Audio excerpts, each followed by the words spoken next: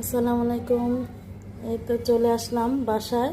তো বাসায় বোনের বাসা থেকে একদিন থেকে চলে আসলাম। তো বোন আমার জন্য কি কি দিয়ে দিল সেটা আপনাদের সাথে শেয়ার করতেছি। এই যে আমগুলো নামিয়ে নিচ্ছি। আমগুলো ফ্রিজে ছিল। ও আমার বোনের বাসায় গেলে সব সময় ও আসার সময় একদম ব্যাগ ভর্তি খাবার দাবার দিয়ে দেয়। রান্না করা জিনিসও দিয়ে দেয়। আবার এই যে রান্না করা বাচ্চাদের জন্য মুরগি দুপুরে রান্না করেছিল, এখানে গরু, আর এখানে সবজি,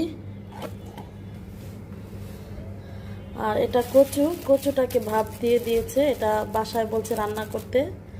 আর এখানে একদম চিনি মানে শুকনো কিছু বাজারও দিয়ে দিয়েছে, পোলার চাল, এই যে শ্যামাই, মানে যা যা লাগে সব সময় ওর বাসায় গেলে একদম মানে ওর বাসা বাজার যা যা থাকবে ওখান থেকে আমাকে আবার কিছু কিছু জিনিস দিয়ে দেয়। এই তো সব সময় ব্যাগ ভরে জিনিস দিয়ে দিবে। এটা আমার বোন আদর করে আমাকে অনেক কিছু দেয়। এই তো সবাই দোয়া করবেন আমাদের সবার জন্য, আমার বোনের জন্য।